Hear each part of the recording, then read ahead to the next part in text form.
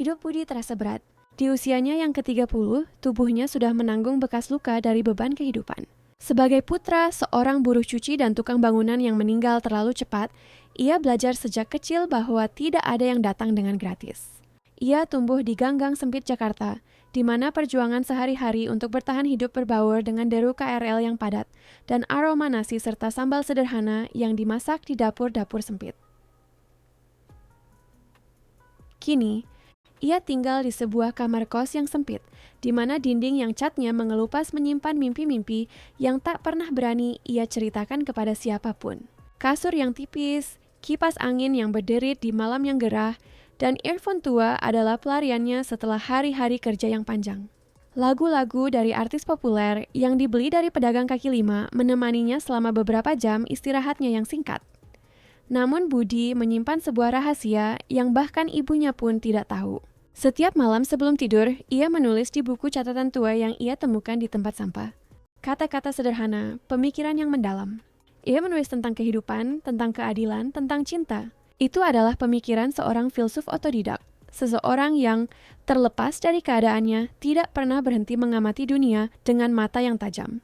Buku catatan itu adalah harta terbesarnya, lebih berharga daripada barang material apapun yang pernah ia miliki.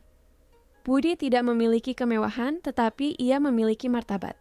Seragam petugas kebersihannya yang sering kali pudar dikenakan dengan keseriusan yang sama seperti seseorang yang mengenakan setelan jas mahal.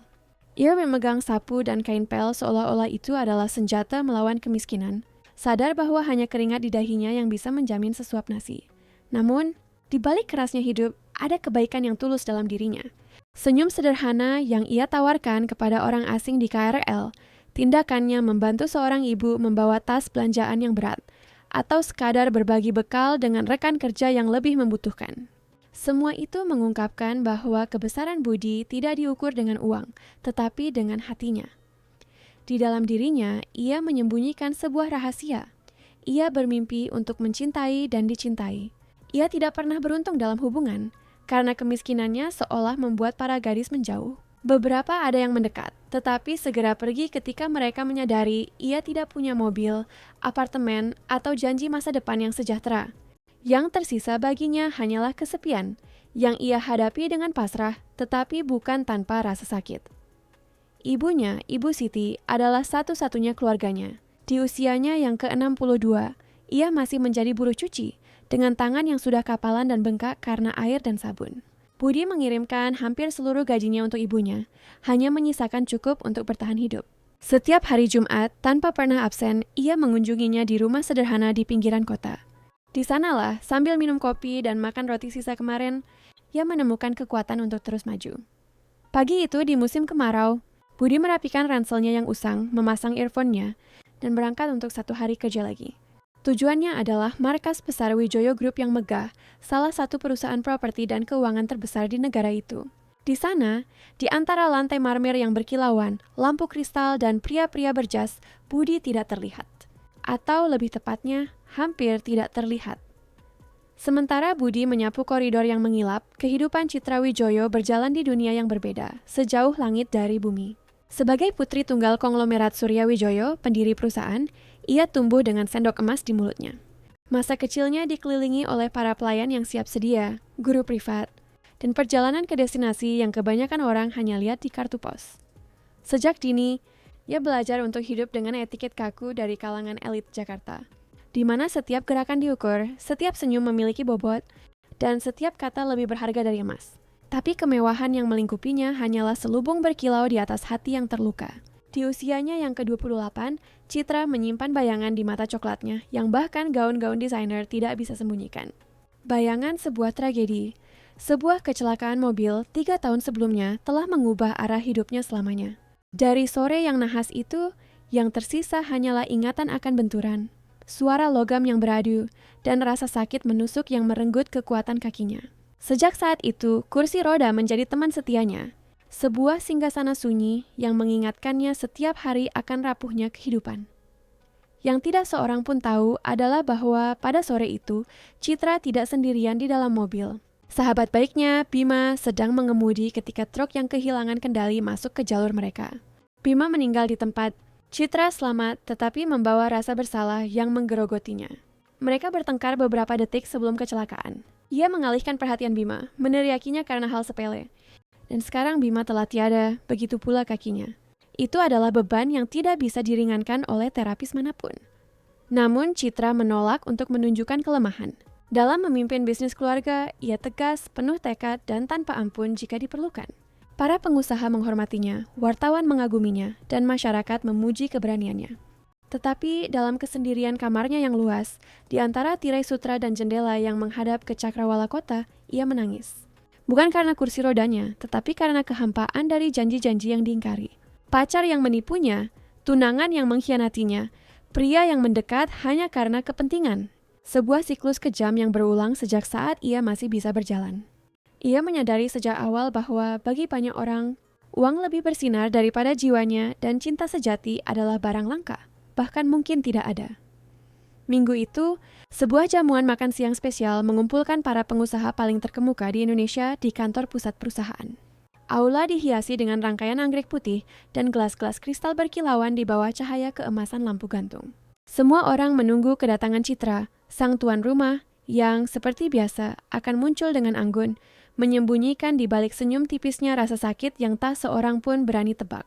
Acara itu tidak hanya akan menandai sebuah transaksi miliaran, tetapi juga pertemuan dua dunia yang tampaknya tidak akan pernah bersatu. Dunia pewaris takhta yang tak tersentuh dan dunia petugas kebersihan yang tak terlihat. Sebuah pertemuan yang akan mengubah takdir mereka selamanya. Aula utama Wijoyo Group tampak seperti kuil kemewahan. Marmer putih memantulkan cahaya dari lampu gantung dan parfum bunga impor bercampur dengan aroma hidangan mewah. Di sekitar meja panjang, berkumpullah pria dan wanita dari kalangan elit bisnis, mengenakan setelan jas pesanan dan gaun desainer. Di pusat segalanya ada Citra Wijoyo. Duduk di kursi rodanya, ia disambut dengan hormat, seperti seorang ratu di antara rakyatnya. Di balik senyumnya yang tertahan, ia membawa melankoli seseorang yang terbiasa memainkan peran tanpa pernah mengungkapkan jiwanya. Sementara itu, beberapa meter darinya, seorang pria biasa sedang menyapu lantai. Budi, dengan earphone tuanya, membersihkan lantai dengan gerakan berirama tak terlihat oleh orang-orang berjas. Ia hanyalah bagian dari perabotan, seperti tanaman hias atau patung perunggu. Tetapi takdir, yang selalu penuh kejutan, menyiapkan adegan yang akan mengubah hidup mereka. Pada suatu saat, Budi mengangkat matanya. Musik yang teredam di earphone-nya lenyap ketika tatapannya bertemu dengan tatapan Citra. Itu adalah sebuah kejutan tanpa suara. Dia dengan seragam usang berkeringat karena pekerjaan. Wanita itu bersinar di atas takhta rodanya, dikelilingi oleh orang-orang berkuasa. Untuk sesaat, dunia seakan sirna dan yang tersisa hanyalah dua pasang mata. Matanya tegas dan sederhana, matanya dalam dan sedih. Budi merasakan sesuatu yang aneh mengganjal di dadanya. Bukan kekaguman pada kecantikan atau kekayaan. Itu adalah sesuatu yang lain. Pengakuan. Seolah-olah mata itu mengungkapkan rasa sakit yang juga ia kenal. Kesendirian seseorang yang membawa beban tak terlihat. Pesona itu pecah ketika seorang pria mendekati Citra. Marco, tunangannya, mengenakan setelan jas yang sempurna. Tetapi wajahnya yang dingin mengkhianati ketidaksabarannya. Ia membungkuk, mencium pipinya dengan cepat, dan berbisik, "Aku perlu bicara denganmu nanti.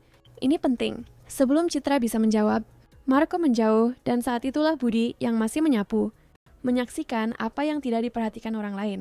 Dari celah pintu samping, ia melihat Marco bertemu dengan seorang wanita yang sangat cantik, bergaun merah, dengan siapa ia bertukar kata-kata mesra. Sentuhan tangan, pandangan sembunyi-sembunyi, kedekatan yang berlebihan, semuanya menandakan pengkhianatan terselubung. Budi berhenti sejenak. Jantungnya berdebar kencang. Haruskah ia memberitahunya? Itu bukan urusannya. Tetapi ia teringat ibunya, saat-saat ibunya menangis karena pria yang memanfaatkannya. Ia teringat semua wanita yang ia kenal, yang dipermalukan oleh kebohongan. Dan wanita itu, yang begitu kesepian di tengah keramaian, pantas mengetahui kebenarannya. Saat itulah ia mendengar suara lembut Citra di belakangnya. "Hei, Mas bisa tolong berikan catatan ini kepada pria yang baru saja pergi?" Budi berbalik. Mata mereka bertemu lagi, dan kali ini jantungnya berdetak lebih kencang. Ia menundukkan kepalanya, merasa canggung. "Mbak, maaf saya tidak bisa. Itu bukan tugas saya." Sebelum ia mengatakan lebih banyak, Marco muncul kembali dan Citra menyadari senyumnya diabaikan. Itu adalah awal dari kehancuran, dan Budi yang menyapu di sudut memperhatikan sesuatu yang tidak berani dilihat orang lain. Air mata diam-diam dari seorang miliarder yang, di balik penampilannya yang elegan, hanyalah seorang wanita yang terluka. Aula masih ramai dengan percakapan, tetapi Citra tidak lagi mendengar apapun. Ciuman dingin itu diikuti dengan pengabaian, terasa seperti pisau dingin. Ia memegang erat serbet di pangkuannya, tetapi matanya yang berkaca-kaca menunjukkan rasa sakitnya. Budi dari seberang mengamati dalam diam. Idapnya Nanda Bapak yang mendorongnya, mungkin belas kasihan, mungkin sesuatu yang lebih kuat. Ketika ia melihat air mata mengalir diam-diam, ia tidak bisa menahan diri. Ia meninggalkan sapunya dan mendekat. "Jangan sedih begitu," katanya pelan, ragu-ragu. Citra mengangkat matanya, terkejut. Tidak ada yang pernah berani melanggar protokol seperti itu. "Apa?" Di suaranya bergetar. "Maaf atas kelancangan saya, Mbak, tapi Anda tidak pantas menangis untuk seseorang yang tidak menghargai Anda." Untuk pertama kalinya, seseorang berbicara pada rasa sakitnya, bukan pada kekayaannya. Tatapan budi murni, tanpa pamrih, tanpa topeng. Citra mencoba menahan diri, tetapi suaranya tercekat. "Kamu benar-benar ingin tahu kenapa dia memutuskan aku?" Dengan susah payah, ia menyingkirkan taplak meja dan mengungkapkan apa yang ia sembunyikan. Kursi roda. Budi menarik napas dalam-dalam, terkejut tetapi tidak mundur. Ia menatapnya dengan ketenangan yang membingungkan. "Mbak, maafkan saya, tapi saya baru saja melihat pria itu dengan wanita lain di luar sana. Dan itu bukan pertemuan bisnis." Citra memejamkan matanya dan air mata akhirnya tumpah. "Aku sudah melakukan begitu banyak untuknya dan pada akhirnya aku yang rugi. Selalu seperti ini. Bahkan sebelum kecelakaan, semua pria yang dekat denganku akhirnya menipuku. Aku bahkan tidak tahu mengapa aku menceritakan ini padamu." Budi menghela napas. Tenang saja, tidak ada yang perlu tahu apa yang terjadi. Untungnya tidak ada yang melihat. Ia sudah hendak pergi ketika mendengar suara Citra lagi. "Hei." Ia berbalik. "Mau pergi ke pesta denganku malam ini?" Budi mengangkat alisnya. "Pesta?" Citra membuang muka, wajahnya memerah. "Sebenarnya aku ingin dia melihatku datang dengan seseorang. Untuk membuatnya cemburu, keheningan terasa berat." Ia menundukkan kepalanya, malu. Lupakan saja, itu ide yang bodoh. Tetapi Budi mendekat perlahan, berjongkok hingga setinggi matanya. Ia tersenyum dengan sederhana. "Aku mau." Mata Citra yang berkaca-kaca berbinar. Seolah-olah untuk pertama kalinya dalam waktu yang lama, seseorang memandangnya sejajar. Ia mengeluarkan kartu nama dari sakunya. "Kalau begitu sudah deal. Jam 8 malam. Budi memegang kartu itu dengan tangan gemetar, tidak percaya dengan arah yang baru saja diambil hidupnya. Ketika ia kembali ke tugasnya, rekan kerjanya Ujang menyenggolnya. "What up, bro? Udah akrab aja nih sama bos?" "Diem lu, Jang. Bukan gitu ceritanya." "Ah, masa? Gue lihat semuanya tadi." "Hati-hati, bro. Orang kayak kita nggak cocok sama orang kayak dia. Nanti lu jatuh cinta, terus sakit hati." Kata-kata Ujang terus terngiang di kepala Budi sepanjang hari. Tetapi ada sesuatu yang lebih kuat dari rasa takut. Untuk pertama kalinya dalam bertahun-tahun, ia merasa benar-benar hidup. Malam di Jakarta terasa lebih terang. Budi berjalan dengan jantung berdebar kencang. Setelan jas yang ia kenakan dipinjam dari tetangga kosnya, seorang penjual mobil bekas yang berutang budi padanya. Jas itu agak sempit di bahu, tetapi baginya terasa seperti pakaian paling mewah. Rumah megah keluarga Wijoyo berdiri kokoh. Gerbang besi berukir, taman-taman yang terawat sempurna di mana air mancur menari-nari. Budi berhenti di depan tempat itu, menelan ludah. Ini adalah dunia yang hanya ia kenal dari jauh, dari televisi atau majalah bekas yang ia temukan di halte bus. Seorang satpam menatapnya dari atas ke bawah dengan curiga, tetapi seorang asisten rumah tangga maju. "Bapak tamunya Nona Citra?" "Iya," jawabnya, hampir tak percaya. Budi melintasi lobi utama. Aroma kayu mahal bercampur dengan parfum lembut bunga lili putih. Tangannya berkeringat dan ia mengelapnya diam-diam di celananya. Tapi bukan kekayaan yang membuatnya sesak napas, melainkan pemandangan Citra. Citra muncul meluncur di kursi rodanya, mengenakan gaun perak dengan potongan sempurna yang seolah menangkap cahaya bulan. Rambutnya yang tergerai jatuh bergelombang di atas bahunya, dan matanya membawa keindahan melankolis yang sepertinya hanya Budi yang bisa memahaminya. Ia menghela napas. "Kamu," ia mencari kata yang tepat. "Cantik sekali." Citra tersenyum, membuang muka untuk menyembunyikan rona merah di pipinya. "Dan kamu sangat gagah, Budi." Untuk pertama kalinya, ia menyadari bahwa Citra tahu namanya. Dia telah bertanya, "Itu berarti sesuatu?" Bersama-sama, mereka berangkat ke pesta. Sopir membukakan pintu limusin dan Budi ragu-ragu. Ia sudah pernah berada di dalam mobil semewah ini. Citra menyadarinya. Pertama kali, apa kelihatan sekali? Sedikit. Citra tertawa, dan itu adalah tawa yang tulus. Berbeda dari tawa yang dipaksakan di acara-acara formal. Acara itu berlangsung di salah satu klub paling eksklusif di Jakarta. Pintu masuknya dijaga oleh petugas keamanan yang menggunakan earpiece dan area parkirnya dipenuhi mobil-mobil impor. Ketika Citra tiba ditemani Budi, keheningan hampir terasa nyata. Bisik-bisik menyebar seperti api, tetapi Citra tidak goyah. Sebaliknya, ia mengangkat dagunya dengan anggun. Seorang wanita bergaun biru berbisik cukup keras agar mereka bisa mendengar. Siapa itu? Aku belum pernah melihatnya di kalangan kita. Mungkin pengusaha baru, duga yang lain. Budi merasakan beratnya tatapan orang-orang, tetapi tangan Citra menyentuh tangannya diam-diam seolah berkata, abaikan saja. Kamu bersamaku. Marco, sang mantan tunangan, mendekat dengan senyum sinis. Di sampingnya, wanita bergaun merah yang Budi lihat tadi siang. Wah, sudah dapat yang baru? Sindirnya menatap Budi dengan jijik. Citra mengabaikannya pada awalnya, tetapi kemudian berbalik menghadapnya dengan tegas. Atau memang kamu yang sudah lama punya yang lain? Marco terdiam. Wanita di sebelahnya menjadi pucat. Citra, jangan mulai dengan paranoiamu. Paranoia menarik. Kamu selalu pandai memutarbalikkan fakta. Marco mengalihkan pandangannya ke Budi.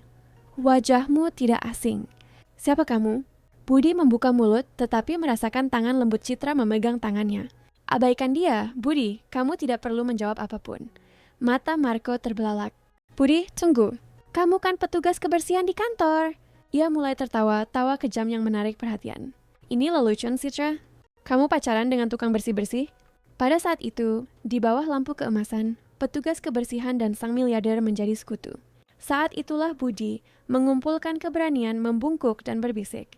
Aku akan membuatmu menjadi wanita paling bahagia di dunia. Citra tertawa dengan nada pahit yang manis. Anak muda, setelah semua yang kualami, apa kamu pikir aku akan percaya pada pria manapun? Aku sudah memilih untuk sendirian selamanya. Budi menjawab dengan kesederhanaan seseorang yang berbicara dari hati. Apa kamu pikir aku mau uangmu? Aku tidak akan mau sepeser pun. Aku hanya ingin berada di sisimu. Aku bersumpah demi ibuku. Citra menggelengkan kepala. Bahkan jika kamu seorang multijutawan, jawabanku tetap tidak. Budi menghela napas tetapi tidak menyerah. Matamu indah dan aku tidak tahu mengapa mereka membuatmu begitu menderita. Citra membuang muka, menyembunyikan emosi yang mulai tumbuh. Kamu bicara seolah-olah mudah untuk percaya, gumamnya. Tapi tidak. Setiap kali aku mencoba, seseorang merenggut sebagian dari diriku. Bagaimana jika aku tidak ingin merenggut apapun? Katanya dengan hormat. Bagaimana jika aku ingin mengembalikannya? Citra mengangkat matanya, terkejut. Ada terlalu banyak ketulusan dalam kata-kata itu. Untuk pertama kalinya dalam bertahun-tahun, seseorang tidak melihatnya melalui kursi roda, kekayaan, atau kekurangannya. Budi hanya melihat Citra. Sebelum ia bisa menjawab, sebuah lagu mulai diputar. Itu adalah alunan waltz yang lembut, jenis musik yang mengiringi pesta dansa kaum elit. Pasangan-pasangan berdiri, bergerak di lantai dansa dengan langkah-langkah yang terlatih. Citra merasakan sesak di dadanya. Berdansa adalah sesuatu yang tidak ia lakukan sejak kecelakaan. Itu adalah salah satu kesenangan yang direnggut takdir darinya bersama dengan kemampuannya untuk berjalan. Saat itulah ia merasakan tangan Budi yang kokoh di sandaran kursinya. Bolehkah? Citra menatapnya, bingung. Apa? Berdansa denganmu. Budi, aku tidak bisa, tapi aku bisa. Dan kamu akan bersamaku. Budi membawanya ke lantai dansa, dan setiap gerakan terasa begitu alami. Ia memutar kursi roda dengan kelembutan yang mengubah keterbatasan menjadi puisi. Musik lembut menyelimuti mereka dalam dunia mereka sendiri. Bagi Citra yang terbiasa dengan tatapan kasihan, tarian itu adalah sebuah keajaiban. Ini bukan tentang bisa berjalan. Ini tentang dilihat, dicintai, menjadi manusia. Seluruh ruangan terdiam, terpesona oleh pemandangan itu. Bahkan Marco, dengan segala kesombongannya, berhenti untuk mengamati. Ada sesuatu pada saat itu yang melampaui kelas sosial, uang, dan penampilan. Itu murni. Itu nyata. Aku tidak pernah, ia menelan ludah, tidak pernah membayangkan bisa berdansa seperti ini lagi. Kalau begitu, simpanlah momen ini, Budi tersenyum, karena ini milikmu. Citra memejamkan matanya. Untuk beberapa saat, ia bukan miliarder yang terluka oleh pengkhianatan. Ia hanyalah seorang wanita yang berdansa dalam pelukan seorang pria yang memandangnya seolah-olah ia adalah hal yang paling berharga di dunia. Ketika musik berhenti, tepuk tangan samar terdengar di seluruh ruangan, tetapi tak satu pun dari mereka menyadarinya. Mereka tenggelam dalam satu sama lain. "Terima kasih," katanya, suaranya tercekat. "Aku yang berterima kasih. Ini sebuah kehormatan." Saat akan meninggalkan pesta, Citra ragu-ragu sebelum masuk ke mobil. Udara malam Jakarta terasa sejuk dan lampu-lampu kota berkelip di kejauhan. "Aku tidak tahu apakah aku harus mempercayaimu," akunya hampir berbisik. "Tapi terima kasih sudah mengingatkanku bahwa aku masih bisa tersenyum." "Saya tidak meminta imbalan apapun, Mbak Citra. Saya hanya ingin melihat Anda bahagia." Citra masuk ke mobil dan menghilang di jalanan Jakarta, meninggalkan Budi di trotoar dengan kenangan termanis dalam hidupnya. Ia mulai berjalan kembali ke kosnya. KRL sudah berhenti beroperasi dan uang untuk naik bus terbatas, tetapi ia tidak peduli. Ia akan berjalan semalaman jika perlu. Ia merasa ringan, seolah memiliki sayap. Keesokan harinya, Budi melihatnya di koridor perusahaan. Citra sedang berbicara dengan para eksekutif, tampak serius dan profesional. Sejenak, Budi berpikir untuk melewatinya begitu saja, tetapi sesuatu mendorongnya. Tanpa pikir panjang, ia mendekat. "Kamu membawaku ke pesta, sekarang biarkan aku yang mengajakmu bersenang-senang." Para eksekutif menatapnya dengan pandangan tidak setuju. Siapa petugas kebersihan ini yang menginterupsi rapat? Tapi Citra mengangkat tangannya, membungkam mereka. "Temui aku di pintu keluar jam 5. Ia mengatakan itu dan kembali ke rapat, meninggalkan para eksekutif ternganga dan Budi dengan senyum konyol di wajahnya. Pukul 5 sore, Citra muncul dengan pakaian yang sama sekali berbeda dari yang biasa ia kenakan di kantor. Di taman, ia mengenakan celana jeans sederhana dan kaos putih polos tanpa merek atau kemewahan. Rambutnya diikat ekor kuda dan ia memakai kacamata hitam besar. Sambil mendorong kursi roda di jalan setapak Taman Suropati, Budi bercanda, "Tidak mau terlihat bersamaku ya?" "Bukan, aku hanya tidak ingin dikenali." Budi tersenyum. "Tenang saja, kami orang-orang biasa biasanya tidak kenal pemilik perusahaan. Untuk jadi terkenal, harus sering muncul di TV. Phew, syukurlah. Aku akan jadi pengawalmu hari ini," kata Budi, membuat pose berlebihan yang membuat Citra tertawa. Mereka makan es krim dari pedagang keliling, jenis es krim cone sederhana yang cepat meleleh di bawah sinar matahari. Citra tidak ingat kapan terakhir kali ia makan sesuatu yang begitu sederhana dan begitu lezat. Mereka duduk di dekat danau, mengamati bebek berenang dan anak-anak berlarian. "Tahu tidak," kata Citra sambil menjilati es krimnya, "aku tidak pernah melakukan ini sejak kecil." "Apa? Makan es krim?" "Bukan, menjadi normal. Tanpa komitmen, tanpa kepura-puraan, tanpa tekanan." Budi menatapnya. "Dan bagaimana rasanya menjadi kaya?" Citra tertawa. "Kamu benar-benar ingin tahu?" "Aku mau, rasanya sepi. Kamu tidak pernah tahu apakah orang mencintaimu atau mencintai apa yang kamu punya. Hidup dalam ketakutan akan dimanfaatkan. Dan ketika kamu akhirnya percaya pada seseorang, suaranya pecah. Ketika kamu akhirnya membuka hati, kamu menemukan bahwa itu semua bohong sejak awal." Budi memegang tangannya. "Tidak semua orang seperti itu. Kamu tidak," akunya. "Kenapa?" "Karena aku tahu rasanya menjadi tidak terlihat. Dan aku tidak akan pernah melakukan itu pada siapapun." Mereka tertawa sampai sakit perut, berbicara tentang segala hal dan tidak ada apa-apa. Citra bercerita tentang tekanan memimpin perusahaan, rapat yang tak ada habisnya, para investor yang tidak sabaran. Budi bercerita tentang kosnya, tentang Ujang dan nasihat-nasihatnya yang konyol, tentang ibunya dan tangannya yang lelah. "Kamu anak yang baik," kata Citra. "Ibumu beruntung. Suatu hari aku akan mengangkatnya dari kehidupan itu." "Aku janji." "Aku tidak ragu." Sambil menunggu mobil, Citra menghela napas. "Aku tidak pernah merasa sebahagia hari ini." Budi berlutut di depannya. Matahari terbenam, mewarnai langit dengan warna oranye dan merah muda.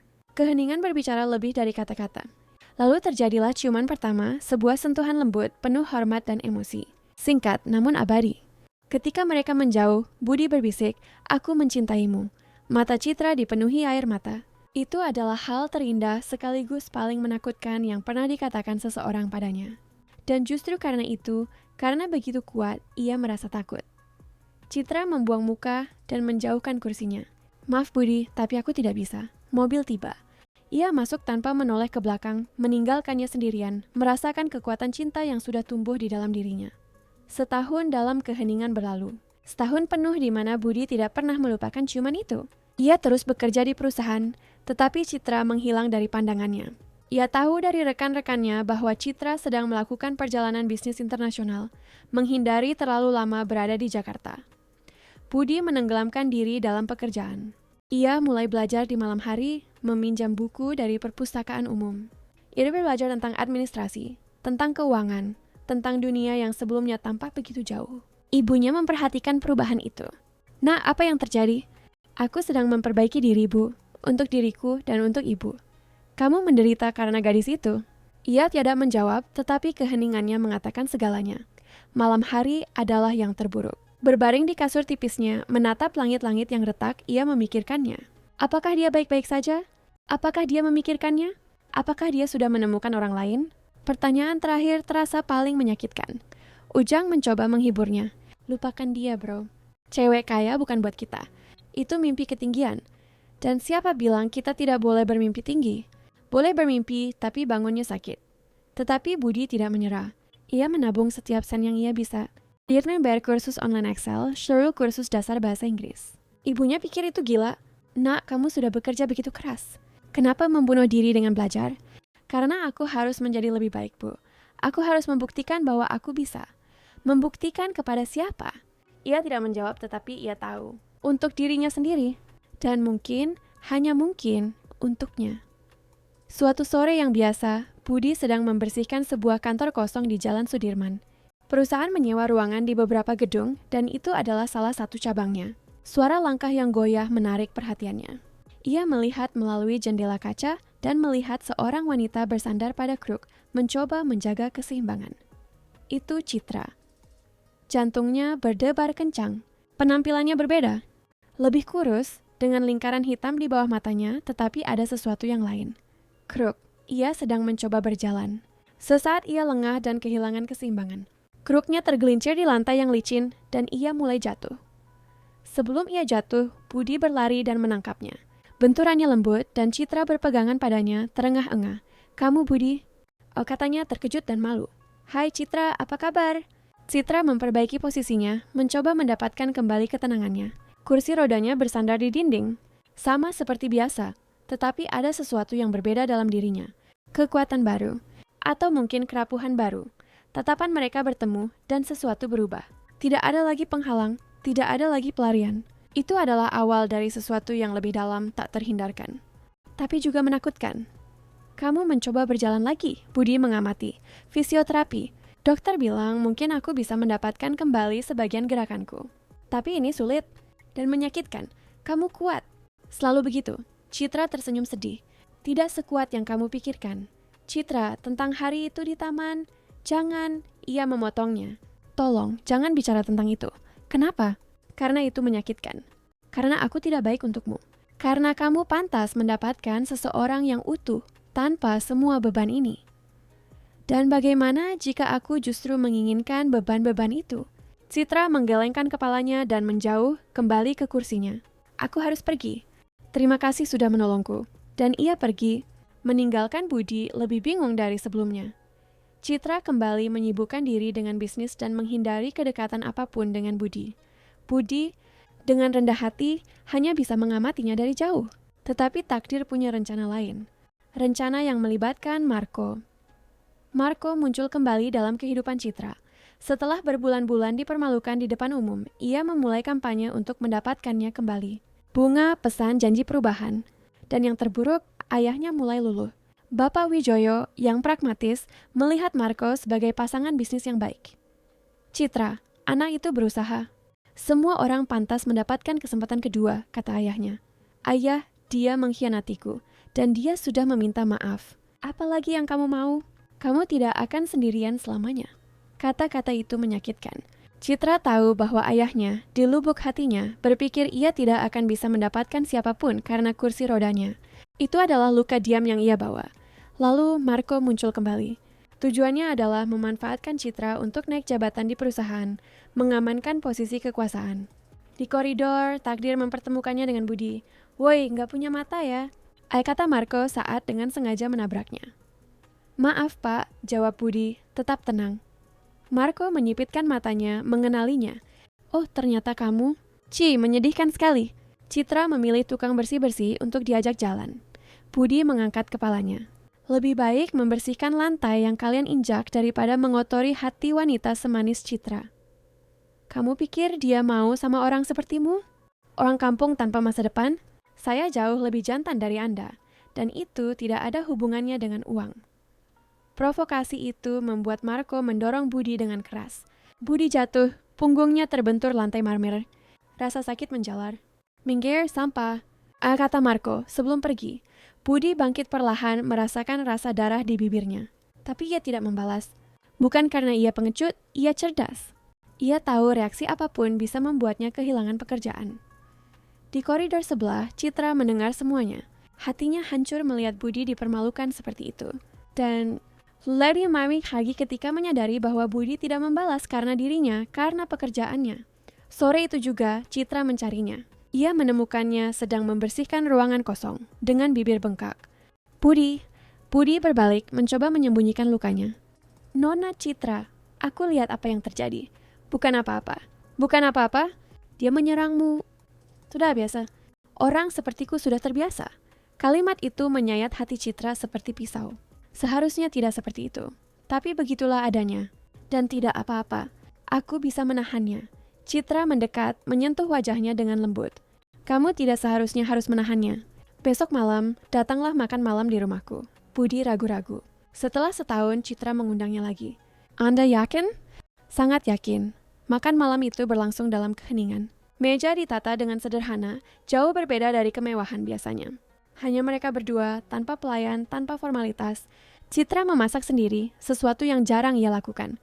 Kamu terlihat murung. Kamu baik-baik saja? Tanyanya, menuangkan segelas jus untuknya. Aku baik-baik saja. Budi mencoba menyembunyikannya, tetapi matanya berkata lain. Budi, lusa, datang lagi ke sini, ya?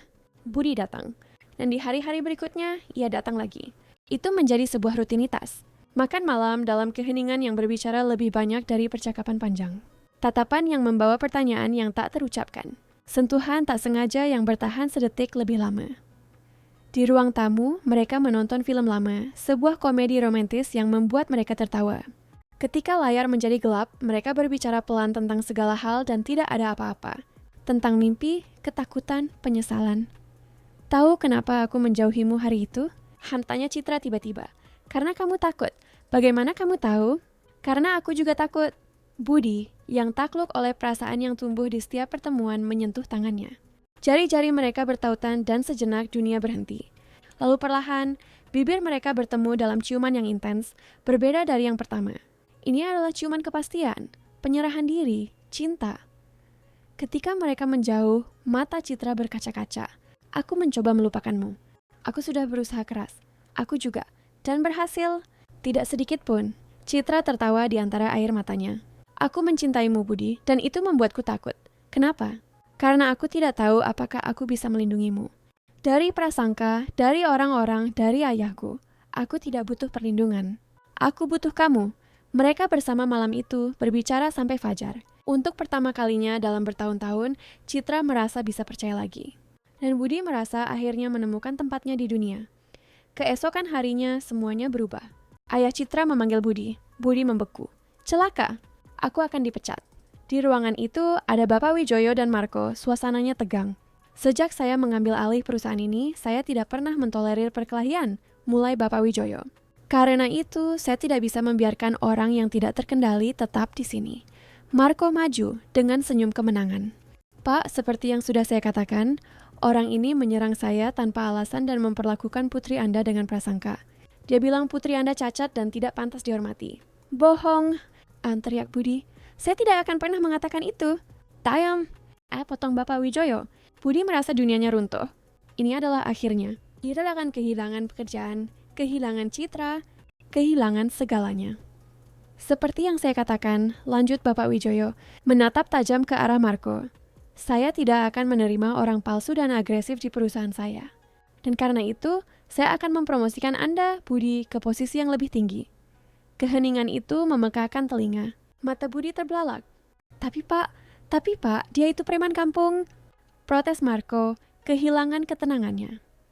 Saat itulah Citra masuk, mendorong kursi rodanya sendiri, dengan ponsel di tangan dan senyum kemenangan. Aku merekam semuanya Marco, setiap kata, setiap dorongan. Ayah tahu segalanya. Ia menunjukkan video di layar. Marco menjadi pucat. Tapi, sekarang keluar dari sini segera, perintah Bapak Wijoyo. Dan bersyukurlah saya tidak menuntutmu. Seorang satpam membawanya keluar di tengah bisik-bisik di koridor. Marco meneriakkan ancaman, tetapi tidak ada yang peduli. Kerajaan kebohongannya telah berakhir. Bapak Wijoyo mengulurkan tangan kepada Budi. Putriku menceritakan tentangmu, tentang dedikasimu, karaktermu, dan tentang bagaimana kamu memperlakukannya. Aku akan mempromosikanmu ke posisi di mana kamu akan mendapatkan gaji lebih besar, asisten manajer. Dan jika kamu membuktikan kompetensimu, siapa tahu kamu bisa lebih jauh lagi. Saya berjanji akan memberikan yang terbaik, Pak. Saya harap begitu. Dan satu hal lagi, anak muda. Jaga putriku baik-baik. Dia sudah terlalu banyak menderita. Akan saya jaga seperti hal yang paling berharga di dunia. Setelah ayahnya pergi, Citra tersenyum. Kamu membuktikan dirimu sebagai pria yang bisa dipercaya. Selamat. Terima kasih sudah percaya padaku. Aku selalu percaya. Aku hanya takut mengakuinya. Beberapa minggu kemudian, Budi sudah mengenakan setelan jas dan dasi. Bukan hubungannya dengan Citra yang membuatnya naik jabatan, tetapi keringat dan martabatnya. Ia datang lebih awal, pulang lebih lambat, mempelajari setiap dokumen, setiap laporan. Ia membuat semua orang terkesan dengan betapa cepatnya ia belajar. Ia kuliah di malam hari, mengambil jurusan administrasi di universitas negeri. Ia menyeimbangkan pekerjaan dan studi, tidur sedikit tetapi tidak pernah mengeluh. Seiring waktu, ia menjadi manajer operasional. Yang lebih penting, ia benar-benar memenangkan hati Citra dan rasa hormat semua orang di perusahaan. Pada hari ia melamar Citra, ia tidak punya uang untuk membeli cincin mahal. Ia membeli cincin perak sederhana dan berlutut di taman yang sama, tempat mereka pertama kali berciuman. Citra, aku tidak punya istana untuk ditawarkan kepadamu. Orang yang tidak punya kekayaan atau janji kemewahan. Tapi aku punya hatiku, pekerjaanku, kehormatanku. Dan aku punya cinta untukmu yang tidak bisa dibeli oleh semua kekayaan di dunia. Maukah kamu menikah denganku? Citra menangis. Bukan karena kesedihan, tetapi karena kebahagiaan yang begitu kuat hingga terasa sakit. Ya Budi, 1000 kali ya. Mereka menikah dalam sebuah upacara sederhana, namun mengharukan. Ibu Budi, Ibu Siti menangis dari awal hingga akhir. Citra memeluknya dan berbisik, terima kasih telah membesarkan pria paling luar biasa di dunia. Mereka memiliki 2 anak. Yang pertama, seorang anak laki-laki yang diberi nama seperti kakek dari pihak ayah yang meninggal terlalu cepat. Yang kedua, seorang anak perempuan dengan mata ibunya dan senyum ayahnya. Budi juga mengubah kehidupan ibunya, memberinya rumah impian di lingkungan yang tenang. Ibu Siti tidak perlu lagi menjadi buruh cuci. Ia menghabiskan hari-harinya merawat taman dan memanjakan cucu-cucunya. Budi tidak pernah melupakan akarnya dan selalu menyapa semua petugas kebersihan di perusahaan dengan menyebut nama mereka karena ia tahu dari mana ia berasal dan karena suatu hari, dengan sapu di tangan, ia belajar pelajaran paling berharga dalam hidup. Nilai hati yang murni melampaui kekayaan apapun.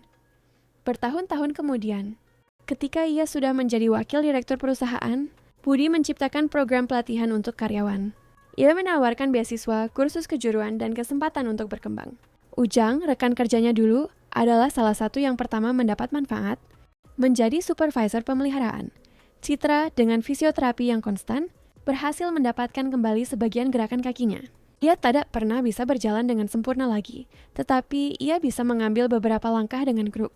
Dan pada hari ia berjalan menghampiri Budi di hari jadi pernikahan mereka, tanpa kursi roda, hanya bersandar pada kruk, Budi menangis seperti anak kecil. Kamu adalah wanita terkuat yang pernah aku kenal, katanya, memeluknya. Dan kamu adalah pria paling luar biasa yang bisa kutemukan. Kisah Budi dan Citra menjadi legenda di perusahaan. Petugas kebersihan yang memenangkan hati sang pewaris bukan dengan uang atau penampilan, tetapi dengan karakter, kerja keras, dan cinta sejati. Itu adalah sebuah kisah yang membuktikan bahwa terkadang takdir memiliki rencana yang lebih baik daripada yang bisa dibayangkan siapapun. Dan bahwa cinta ketika tulus tidak mengenal batas kelas, uang, atau keadaan. Ia hanya mengenal kebenaran hati yang berdetak dalam irama yang sama. Outro untuk YouTube kisah yang luar biasa, teman-teman. Perjalanan hidup Budi dan Citra yang sungguh menakjubkan. Kita mulai dengan mengikuti dua dunia yang seharusnya tidak pernah bertemu. Dunia seorang petugas kebersihan dengan mimpi yang tersimpan di buku catatan tua, dan dunia seorang pewaris dengan hati yang terluka, terperangkap di kursi roda. Kita melihat seorang pria yang meskipun memiliki sangat sedikit, memiliki kekayaan terbesar, hati yang tulus, dan seorang wanita yang dikelilingi oleh kekuasaan. Menemukan bahwa nilai sejati tidak terletak pada apa yang dimiliki, tetapi pada tatapan seseorang yang melihat kita apa adanya. Kisah ini menunjukkan kepada kita kekejaman prasangka dan keindahan cinta yang lahir dari empati. Cinta Budi, seorang pria yang menggunakan kekuatannya bukan untuk memaksakan kehendak, tetapi untuk melindungi, merangkul, dan menunjukkan kepada seorang wanita yang terluka oleh pengkhianatan dan rasa sakit bahwa ia pantas dicintai apa adanya. Sekarang aku ingin tahu dari kalian, adegan mana yang paling membuat kalian merinding?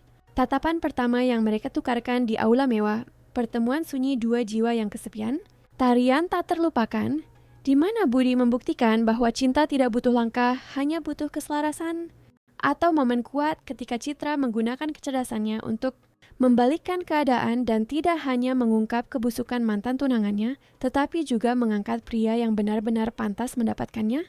Ceritakan semuanya di kolom komentar. Jika kisah tentang perjuangan dan cinta yang tak terduga ini menyentuh hatimu, jangan simpan sendiri, bagikan. Mari kita tunjukkan kepada dunia bahwa nilai seseorang terletak pada karakternya, bukan pada jabatannya. Dan tentu saja, jangan ragu untuk menyarankan tema untuk cerita kita selanjutnya. Peluk hangat dan sampai jumpa. Dan jangan pernah lupa, cinta sejati tidak melihat seragam, rekening bank, atau kursi roda. Ia melihat hati. Dan hati yang tulus, teman-temanku, lebih berharga dari semua emas di dunia.